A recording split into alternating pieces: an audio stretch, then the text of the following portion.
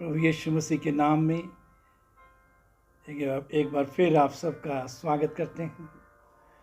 मेरे अजीज़ों, आइए कुलुस्सियों की पत्री में से 3 अध्याय 7 से 11 पद तक पढ़ेंगे और ये कुलुस्सियों की पत्री का 19वां भाग है। और तुम भी जब इन बुराइयों में जीवन बिताते थे तो इन्हीं के अनुसार चलते थे, और अब तुम भी इन सब को अर्थात क्रोध, रोष, बैरभाव, निंदा और मुंह से गालियां बकना, ये सब बातें छोड़ दो। एक दूसरे से झूठ मत बोलो, क्योंकि तुमने पुराने मनुष्यत्व को उसके कामों समेत उतार डाला है और नए मनुष्यत्व को पहन लिया है,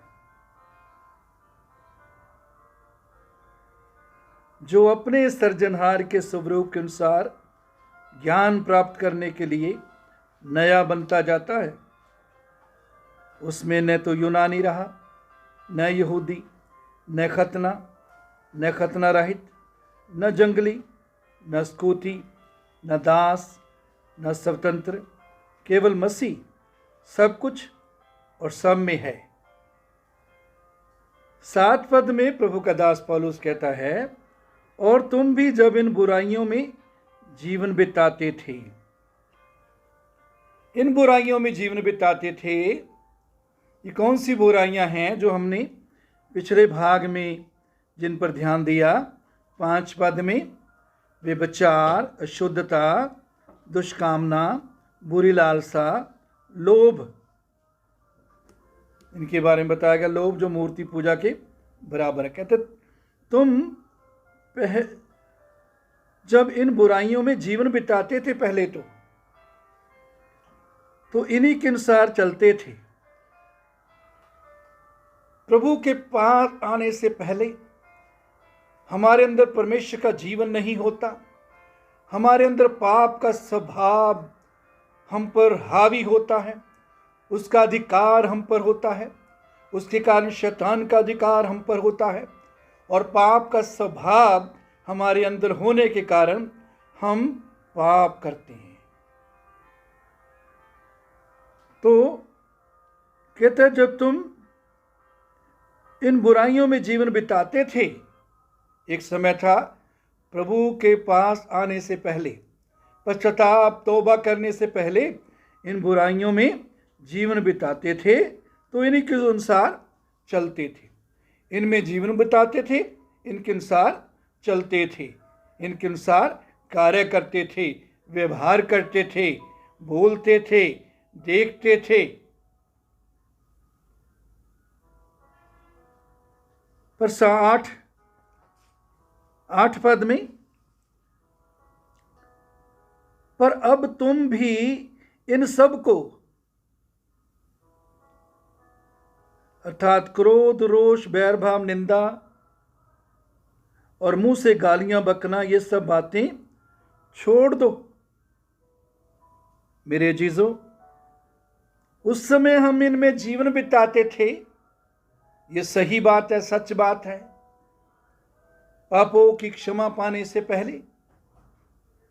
लेकिन 8 पद में भी पौलुस कहता है, पर अब तुम भी इन सब को अर्थात क्रोध, रोष, बैरभाव, निंदा और मुंह से गालियां बकना, ये सब बातें छोड़ दो। 7 पद में कहते हैं, पहले तुम इनमें जीवन बिताते थे तो उनके अनुसार चलते थे। लेकिन 8 पद में भी कहते हैं, क्रोध, रोष, बैरभाव, निंदा, मुंह से गालियां बकना, इनको छोड़ दो। 7 और 8 पद में क्या अंतर है? 7 पद में हम उनमें जीवन बिताते थे, हम उन पापों में चलते थे। लेकिन जब हमने पश्चाताप किया, प्रभु को ग्रहण किया, मेरे अजीजों, उसके बाद भी बहुत बार विश्वासी, बहुत बार प्रभु के लोग क्रोध, रोष, बैरभाव, निंदा, मुंह से गालियां बकना, ये काम उनके जीवन में से समय समय पर दिखते हैं, वो समय समय पर इन पापों में गिरते हैं, समय समय पर ये पाप करते हैं। पहले जीवन बिताते थे, उनमें चलते थे, लेकिन अब जरूरत पड़ने पर ये पाप हम करते हैं। जब भी हमें अच्छा लगता है, हम महसूस करते हैं कि हमको जरूरत है, तो हम करते हैं। क्रोध, रोष, बैर भाव, निंदा, मुंह से गालियां बकना, ये सब बातें छोड़ दो। क्यों कहता है पौलुस कि छोड़ दो? क्योंकि प्रभु में आने के बाद भी बहुत बार हम इन बुराइयों में अपने आप को समय समय पर देते हैं। लेकिन मेरे जीजो, परमेश्वर की इच्छा है कि हम पूरी रीति से इन पर जय पाकर चलें। और इसके साथ ही प्रभु का सेवक जब इन बातों के बारे में बोलता है, तो आइए मेरे अजीजों, एक क्रोध और रोष के बारे में हम याकूब 1 अध्याय 19 और 20 पद में पढ़ते हैं। हे मेरे प्रिय भाइयों, ये बात तुम जान लो, हर एक मनुष्य सुनने के लिए तत्पर और बोलने में धीर और क्रोध में धीमा हो, क्योंकि मनुष्य का क्रोध परमेश्वर के धर्म का निर्वाह नहीं कर सकता। ध्यान से सुनिए मेरे अजीजों, प्रभु का वचन कहता है क्रोध में धीमे,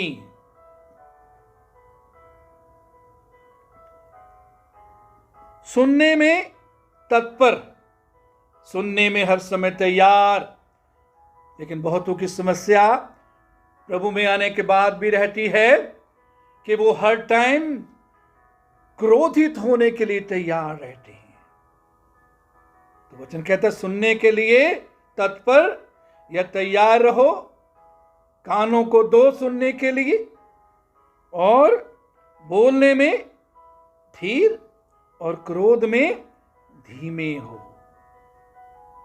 क्यों? क्योंकि मनुष्य का क्रोध परमेश्वर के धर्म का निर्वाह नहीं करता।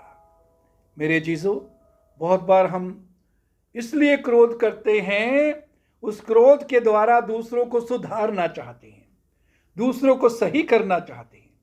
हमारे इर्द गिर्द के लोग, परिवार के लोग, हमारे साथ काम करने वाले, हमारे कलीसिया में जो लोग हैं, उनको क्रोध करने के द्वारा, क्रोध में बातें बोलने के द्वारा, क्रोध में उनको शिक्षा देने के द्वारा हम सोचते हैं हम उनका भला करेंगे, उनका सुधार करेंगे। लेकिन परमेश्वर का वचन कहता है मनुष्य का क्रोध परमेश्वर के धर्म का निर्वाह नहीं कर सकता। यदि हम क्रोध करेंगे, उससे परमेश्वर की आत्मा का कार्य दूसरे के जीवन में नहीं होगा मेरे अजीजों, क्योंकि प्रभु का आत्मा ही है जो दूसरों को बदलता है। इफिसियों 4 अध्याय 26 पद में लिखा, क्रोध तो करो पर पाप मत करो। पाप कब बन जाता है क्रोध? जब हम क्रोध के वश में आकर कुछ भी बोलते हैं, जो बातें नहीं बोलनी चाहिए वो बोलते हैं, जो काम नहीं करने चाहिए वो करते हैं। क्रोध के वश में आकर क्रोध को अपने ऊपर हावी ना होने दें। ये सही है कि जिनसे हम प्रेम करते हैं, कई बार हम उनको क्रोध करते हैं, लेकिन उसमें धीमे होना है। क्रोध में धीमे होना, तत्पर नहीं होना, तैयार नहीं रहना हर समय क्रोध के लिए। क्रोध एक हमारे अंदर भावना है, लेकिन वचन में आगे जैसे कहते, सूर्यास्त होने तक तुम्हारा क्रोध ना रहे। बहुत से लोग क्रोध करते हैं, क्रोध में जब दूसरों से नाराज हो जाते हैं, कई कई दिन, कई कई हफ्ते, महीने या साल वो दूसरों से नाराज रहते हैं। मेरे अजीजों, यदि कभी क्रोध करने की जरूरत भी पड़ती है, वो इस कारण करे कि हम उन दूसरों से प्रेम करते हैं, हम उनकी भलाई देखना चाहते हैं। लेकिन वो क्रोध सूर्यास्त होने तक दूर हो जाए, उसके बाद फिर हम प्रेम का व्यवहार करें, प्रेम से एक दूसरे के साथ बात करें, एक दूसरे को स्वीकार करें। उसके बाद क्रोध, रोष, बैर भाव, मेरे चीजों, प्रभु ने नए नियम में हम सीखते हैं, अपने बैरियों से क्या करो? प्रेम करो, सताने वालों के लिए प्रार्थना करो। इस प्रकार हम उनके ऊपर आग के अंगारों का ढेर लगाएंगे, वो पश्चाताप करेंगे, प्रभु का आत्मा उनके जीवन में कार्य करेगा। तो बैर भाव नहीं, बैरियों से प्रेम करने के लिए हम बुलाए गए हैं। बैरी कितना भी बुरा हो, उसकी बुराई ना करें, क्योंकि हम बैरी से प्रेम करने के लिए बुलाए गए हैं, क्षमा करने के लिए बुलाए गए, सताने वालों के लिए प्रार्थना करने के लिए बुलाए गए हैं मेरे अजीजों। उसके बाद निंदा और मुंह से गालियां बकना, ये सब बातें छोड़ दो।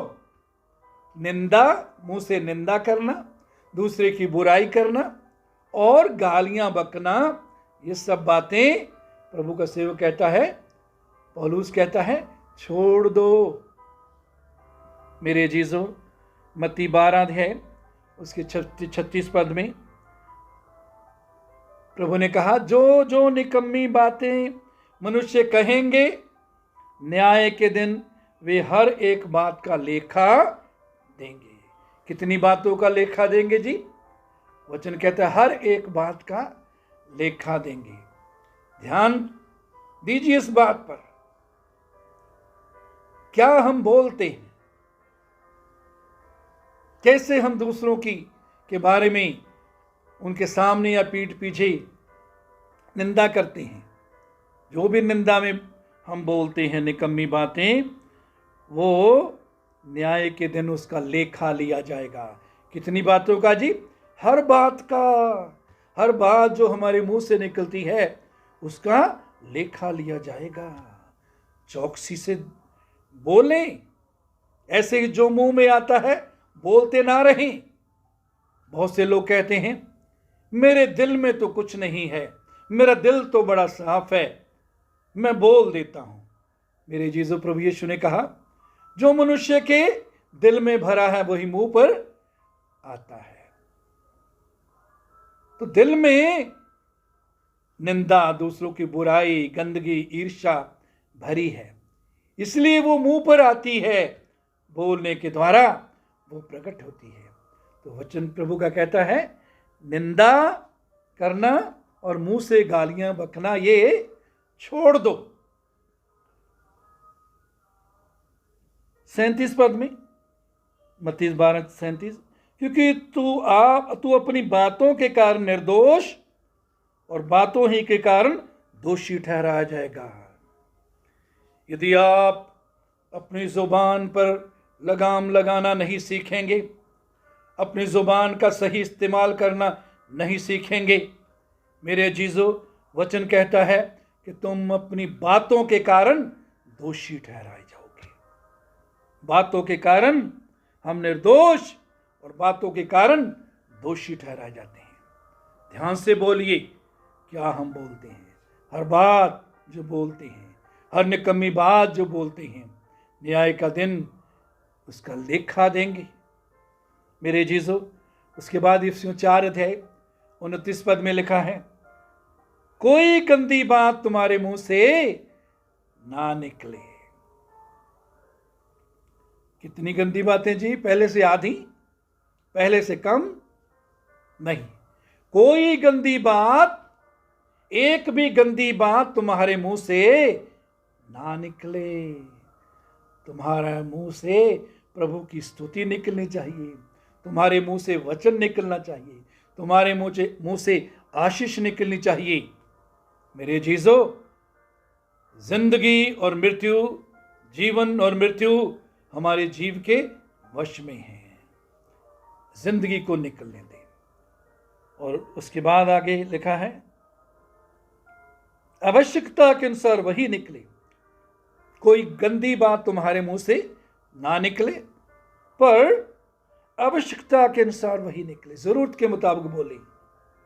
जिस बात की जरूरत है वही बोले। बहुत से विश्वासियों ने इस बात को नहीं सीखा।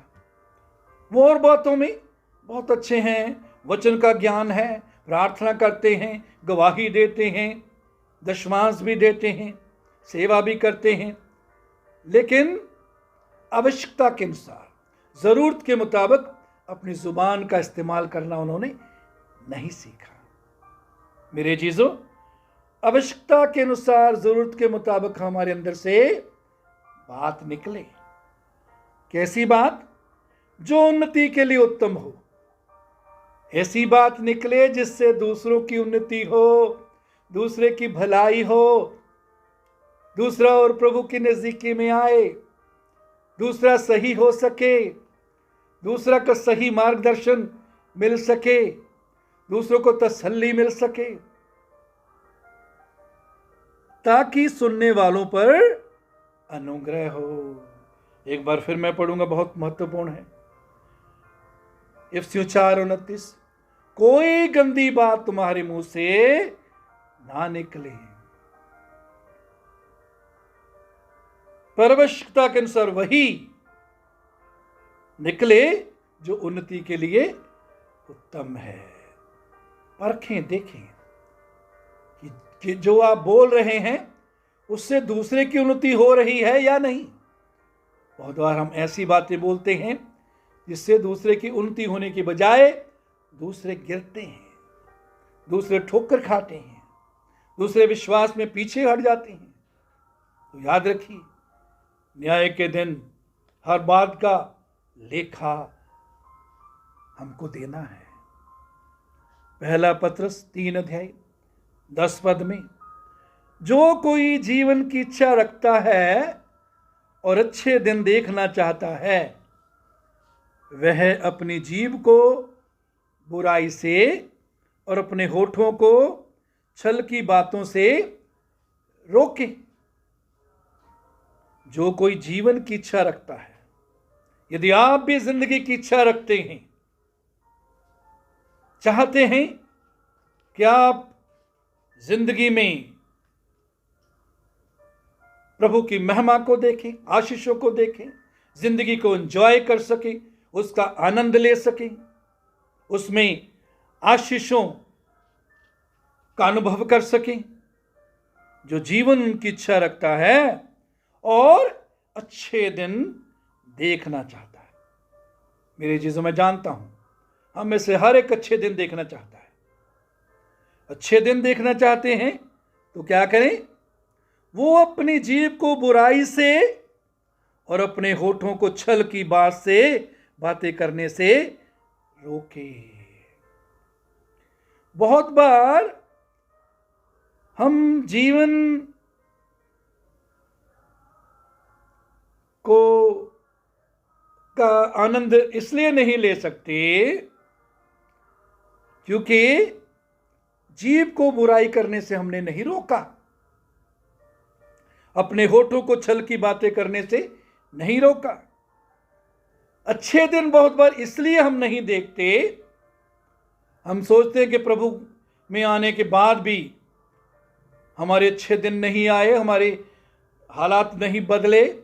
बहुतों के साथ ऐसा होता है।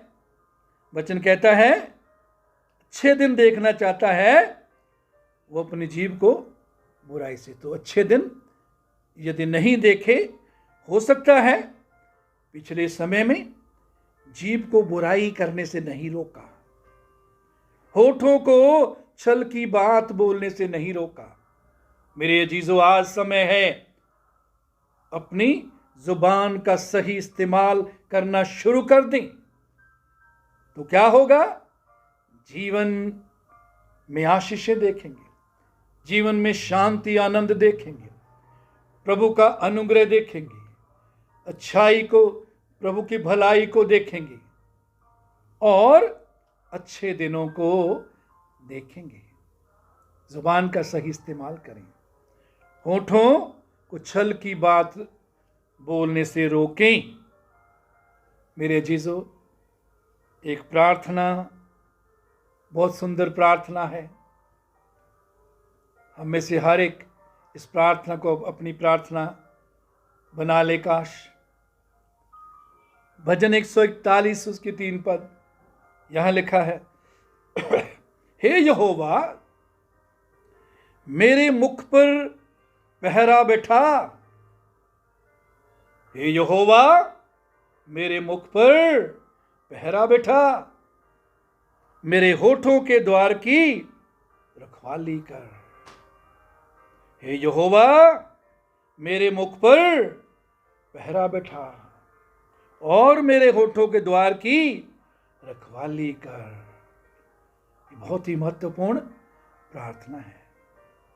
यदि आपने आज तक इस प्रार्थना को अपने जीवन में नहीं अपनाया, ये प्रार्थना आपकी प्रार्थना नहीं आज तक बनी, और आप महसूस करते हैं कि आप इस बोलने के क्षेत्र में असफल रहे, जैसे बोलना चाहिए, जैसे जीभ का इस्तेमाल करना चाहिए, पिछले दिनों में नहीं किया, मेरे जीजो आज समय है इस प्रार्थना को अपनी प्रार्थना बना लीजिए। एक बार फिर मैं बोलूंगा, भजन 141:3, हे यहोवा मेरे मुख पर अपना पहरा बैठा, मेरे होठों के द्वार की रखवाली कर।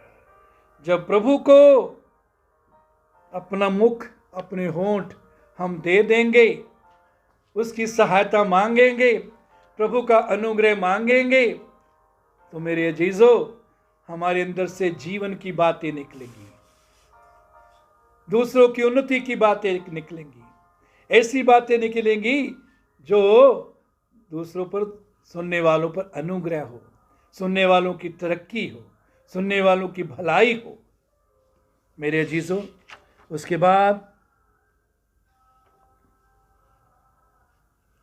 बाद 9 पद में प्रभु का सेवक कहता है,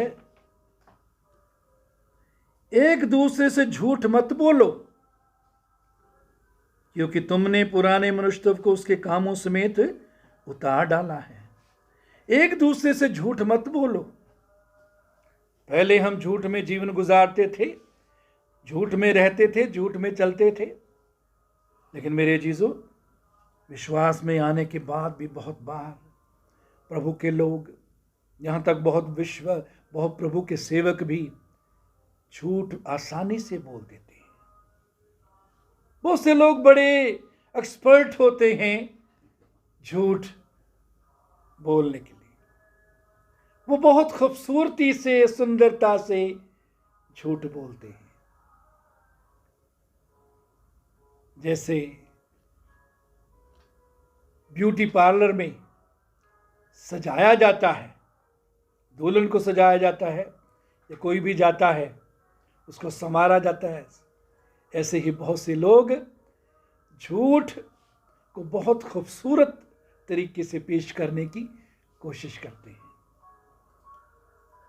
मैंने कई बार देखा है, आपने भी देखा होगा, आपका भी तजर्बा होगा कि कई बार हमको बहुत सी सच्चाई पता होती है, फिर भी दूसरे इस ढंग से झूठ बोलते हैं कि किसी न किसी तरीके से हमको विश्वास हो जाए, हम उनकी बात का विश्वास करें, मान लें कि वो सही है। तो वचन कहता है, एक दूसरे से झूठ मत बोलो। मेरे जीजो, इफिसियों 4 अध्याय उसके 25 पद में यहां लिखा है, इस कारण झूठ बोलना छोड़कर हर एक अपने पड़ोसी से सच बोले। यह इफिसियों 4:25 में पौलुस कहता है, झूठ बोलना छोड़कर हर एक अपने पड़ोसी से सच बोले, क्योंकि हम एक दूसरे के अंग हैं। हम एक दूसरे के अंग होने के नाते एक दूसरे के साथ जुड़े हुए हैं। तो एक दूसरे से कहता है झूठ मत बोलो, और कुलसियों में बोला था झूठ मत बोलो क्योंकि तुमने पुराने मनुष्य को उसके कामों समेत उतार डाला है।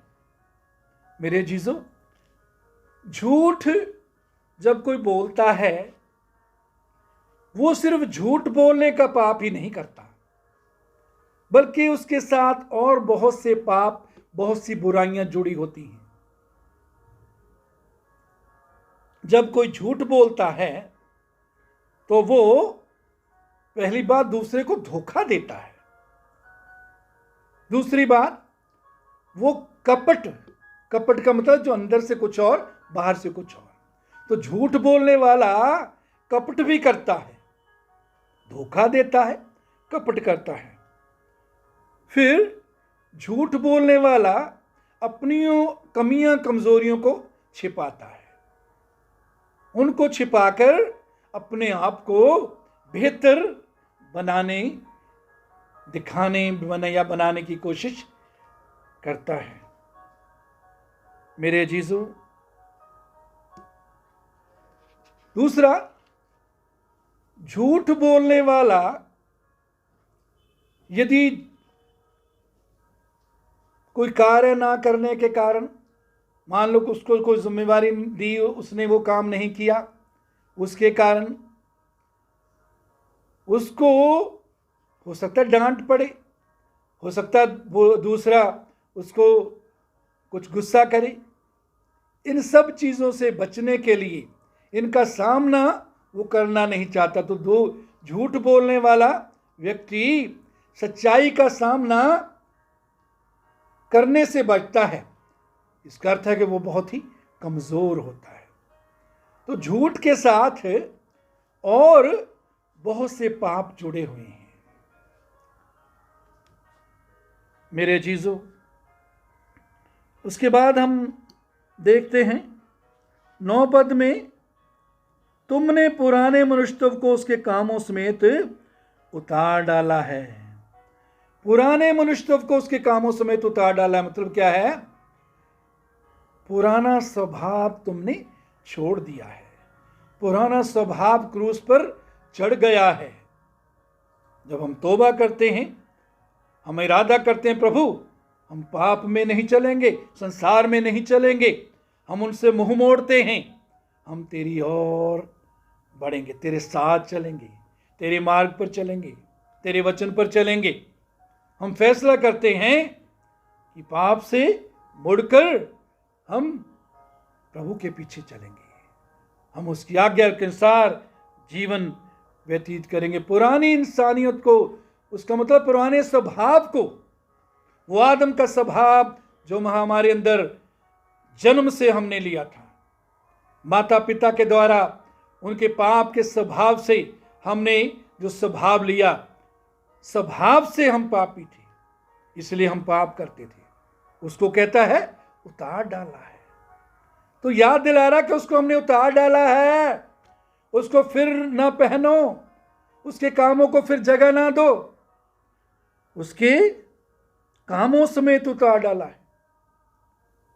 पुरानी इंसानियत, पुराना इंसान, पुराना स्वभाव, उसको कामों समेत उतार डाला है। मेरे जीजों, 10 पद में, और नए मनुष्य को पहन लिया है। किसको पहन लिया है जी? नए मनुष्य को, नई इंसानियत को। ये नई इंसानियत क्या है? मसीह यीशु का स्वभाव, उसको हमने पहन लिया है। यीशु को पहना तो यीशु के स्वभाव को पहना। अब यीशु का स्वभाव हमारे अंदर है। नए मनुष्यों को पहन लिया है जो अपने सृजनहार के स्वरूप के अनुसार ज्ञान प्राप्त करने के लिए नया बनता जाता है। मेरे जीजों, ये नया मनुष्य जो है, ये जो नया मनुष्य है, प्रभु यीशु को ग्रहण करने के बाद, नया जन्म पाने के बाद, तौबा करने के बाद जो नया मनुष्य हमारे अंदर है, जिसको हमने पहना है,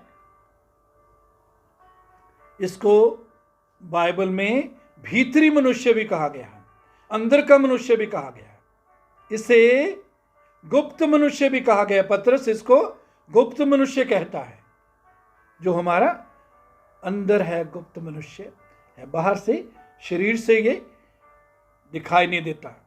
कहते तुमने उसको पहन लिया है, और ये मनुष्य तो अंदर जो नया है, अपने सर्जनहार के स्वरूप के अनुसार ज्ञान प्राप्त करने के लिए नया बनता जाता है।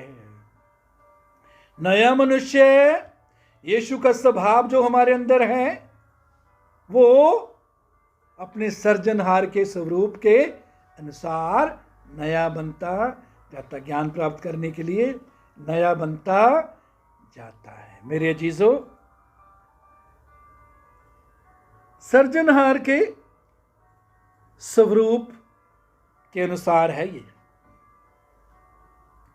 इफिसियों 2 अध्याय उसके 10 पद में लिखा है, मसीह यीशु में उन भले कामों के लिए सर्जे गए। आप और मैं मसीह यीशु में भले कामों के लिए सर्जे गए, उन भले कामों के लिए सर्जे गए हैं जिन्हें परमेश्वर ने पहले से हमारे करने के लिए तैयार किया था। मेरे अजीजों, हम मसीह यीशु में सर्जे गए। हमारा नया मनुष्य जो है वो मसीह यीशु में सर्जा गया।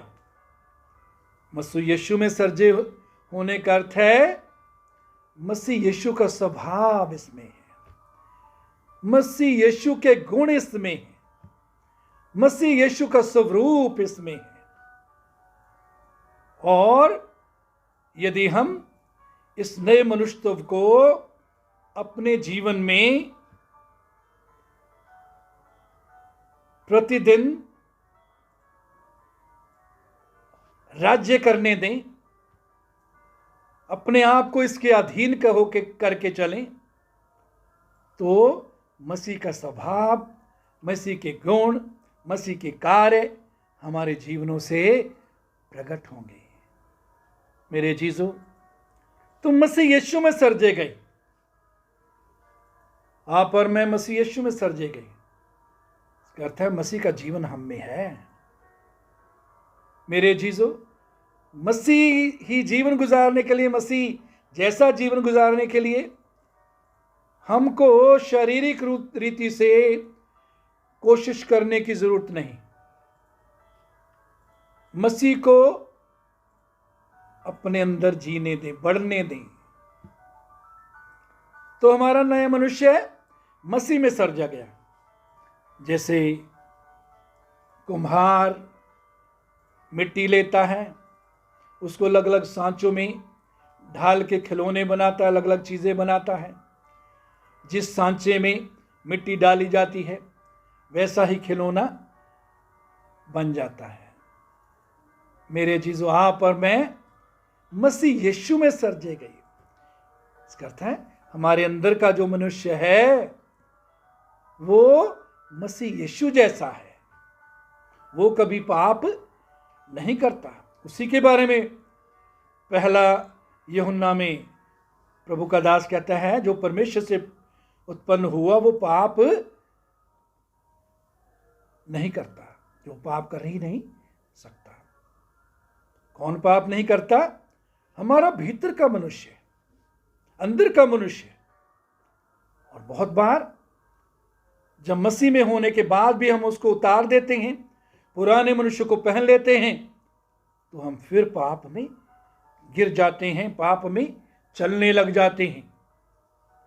मेरे जीजों, इफिसियों 2 अध्याय उसके 24 पद में लिखा है, नए मनुष्यत्व को पहन लो जो परमेश्वर के अनुरूप सत्य की धार्मिकता और पवित्रता में सर्जा गया है। ये नया मनुष्य जिसके बारे में पौलुस कहता है उसको पहन लो। मेरे अजीजों, इसके बारे में लिखा है, परमेश्वर के अनुरूप सत्य की धार्मिकता और पवित्रता में सृजा गया है। इफिसियों 2:10 में हमने पढ़ा मसीह में सृजे गए, और यहां लिखा है धार्मिकता और पवित्रता में सृजा गया है। मेरे जीजो, इस नए मनुष्य को अपने जीवन में जब हम चलने देंगे, उसको बढ़ने देंगे, अपने आप को उसके अधीन करेंगे, तो हम धार्मिकता और पवित्रता का जीवन प्रभु के अनुग्रह से अपने आप ही गुजारेंगे। मेरे जीजो, उसके बाद सृजनहार के स्वरूप के अनुसार ज्ञान प्राप्त करने के लिए नया बनता जाता है। परमेश्वर ने गिनती 1:26 में परमेश्वर कहता है, फिर परमेश्वर ने कहा, हम मनुष्यों को अपने स्वरूप के अनुसार और अपनी समानता में बनाएं। आरंभ से ही परमेश्वर की यही योजना थी, मनुष्य को अपने स्वरूप के अनुसार बनाया और अपनी समानता में बनाया। वो स्वरूप, वो समानता आदम के हवा के आज्ञा तोड़ने के कारण, परमेश्वर के विरोध में आज्ञा तोड़कर बगावत करने के कारण वो स्वरूप और समानता खत्म हो गई उसमें से। मेरे जीजो, प्रभु यीशु मसीह वही स्वरूप, वही समानता हम में डालने के लिए, दोबारा डालने के लिए इस पृथ्वी पर आए। और उसके बाद हम देखते हैं, नए मनुष्य को पहन लिया जो अपने सृजनहार के स्वरूप के अनुसार ज्ञान प्राप्त करने के लिए नया बनता जाता है। मेरे जीजो, ज्यों ज्यों हम प्रभु की उपस्थिति में रहते हैं, प्रभु की हजूरी में रहते हैं, स्तुति आराधना करते हुए प्रभु के साथ समय व्यतीत करते हैं, उसके वचन से अपने आप को भरते हैं, उसके वचन में बने रहते हैं, उसकी आत्मा और वचन से भरा हुआ जीवन व्यतीत करते हैं, त्यों तो ये नया मनुष्य हम में तरक्की करता जाता है। त्यों तो ये नया मनुष्य हमारे अंदर से दिखने लगता है। हमारे देखने के द्वारा, हमारी बातें करने के द्वारा, हमारे कामों के द्वारा, हमारी चाल चलन के द्वारा, ये नया मनुष्य जो मसीह में सृजा गया, जो मसीह का स्वभाव है, ये हम में से प्रकट होता है, हम में से दिखता है। जैसे प्रेरितों के लिए लोगों ने क्या कहा, ये यीशु के साथ रहने वाले लोग हैं। मेरे जीजो, प्रभु के साथ जब हम प्रतिदिन रहेंगे उसके वचन और उसकी हुजूरी में आराधना करते हुए, तो हम भी दिन प्रतिदिन बदलते जाएंगे। यीशु जैसा स्वभाव, यीशु जैसे काम, यीशु जैसी सामर्थ हम में और हमारे जीवनों में कार्य करेगी। उसके बाद लिखा है, उसमें न तो यूनानी रहा न यहूदी, न खतना रहित, न जंगली न स्कूती, न दास न स्वतंत्र, केवल मसीह सब कुछ और सब में है। ये नया मनुष्य, इसको जब हम अपने जीवन में अधिकार देते हैं, इस मनुष्य को जब हम बढ़ने देते हैं, नए मनुष्य को, तो हम एकता में चलेंगे। फिर हम शारीरिक रीति से एक दूसरे को नहीं देखेंगे। अब से हम किसी को शरीर के अनुसार नहीं समझेंगे, नहीं देखेंगे। पौलुस कहता है आत्मा के अनुसार देखेंगे। और वो क्या है, ना यहूदी ना यूनानी ना यहूदी, ना खतना रहित, ना जंगली ना स्कूती, ना दास ना स्वतंत्र, हम सब केवल मसीह को देखेंगे। मसीह सब कुछ और सब में है। तो एकता के लिए, मसीह की देह में एकता के लिए मेरे अजीज़ों, ज़रूरी है कि नए मनुष्य को प्रतिदिन पहनकर हम चलें। पुराने मनुष्य तब में कुछ भी अच्छा नहीं है, उसको रिपेयर नहीं किया जा सकता, उसको टांके या तोपे नहीं लगाए जा सकते। उसका स्थान तो क्रूस है, उसको क्रूस पर चढ़ाया जाना ही जरूरी है। इसलिए मेरे अजीजों, प्रतिदिन पुराने मनुष्य को उतार कर और नए मनुष्य को पहनकर चलें। पुराने मनुष्य को जब उतार दिया तब उसको अपने अंदर स्थान ना दें, बल्कि उस नए मनुष्यत्व में दिन प्रतिदिन चलते रहें। प्रभु का धन्यवाद है आज के इस वचन के लिए। आइए प्रार्थना करें। महान प्रभु, धन्यवाद देते हैं। हम बुराई में जीवन गुजारते थे। एक दिन था जबकि पाप और शैतान हम पर राज्य करते थे। धन्यवाद देते हैं, तूने हम पर अनुग्रह किया। हमने जब पश्चाताप किया, तुझे अपने जीवन में ग्रहण किया, तूने हमारे पापों को क्षमा किया, हमें नया जीवन दिया। प्रभु अब अनुग्रह दे, हम उस नए मनुष्यत्व में जिसमें तूने हमें सर्जा है, उस नए मनुष्यत्व में हम चलते रहें। वो नया मनुष्य, उसको उतारे नहीं, उसको हर रोज़ पहनकर आगे बढ़ें, ताकि मसीह का स्वभाव हमारे जीवन से दिखने पाए और दूसरे लोग हमारे जीवन के द्वारा मसीह को जानने पाए। ओ हालेलुया। अपने जीवनों को एक बार फिर तेरे सामर्थी हाथों में हम सौंप देते हैं। प्रभु, इन सब अजीज़ों के जीवन में अपने आत्मा और वचन के द्वारा गहरा कार्य कर। हमारी जुबान को बदल प्रभु, हमारे देखने को, हमारे कामों को, व्यवहार को बदल प्रभु। हम पूरी तरह से मसीह जैसे बनना चाहते हैं, मसीह जैसा स्वभाव हमारा हो। ओ हालेलुया। आज के वचन के सेवा के लिए धन्यवाद देते हैं।